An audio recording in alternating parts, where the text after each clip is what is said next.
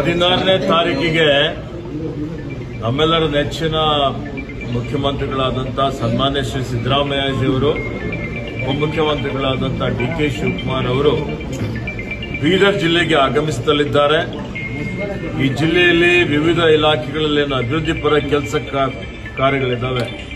ಅದರ ಶಂಕುಸ್ಥಾಪನೆ ಮತ್ತು ಉದ್ಘಾಟನೆ ಕಾರ್ಯಕ್ರಮಗಳನ್ನು ನಾವು ಆಯೋಜನೆ ಮಾಡಿದ್ದೇವೆ. ಈ ಒಂದು ಕಾರ್ಯಕ್ರಮದಲ್ಲಿ ಸುಮಾರು 25,000ಗಿಂತಲೂ ಜಾಸ್ತಿ ಜನ, ಸುಮಾರು 50,000 ಜನ ಸೇರುವ ನಿರೀಕ್ಷೆ ಇದೆ.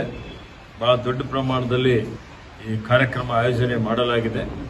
ಮತ್ತೆ ಇದರಲ್ಲಿ 1,000 ಕೋಟಿಗಿಂತಲೂ ಜಾಸ್ತಿ ಅನುದಾನದ ಮೊತ್ತದ ಕಾರ್ಯಕ್ರಮಗಳನ್ನು, ಯೋಜನೆಗಳನ್ನು, ಉದ್ಘಾಟನೆ ಮತ್ತು ಶಂಕುಸ್ಥಾಪನೆ ಕಾರ್ಯಕ್ರಮಗಳು ನಡೀತವೆ.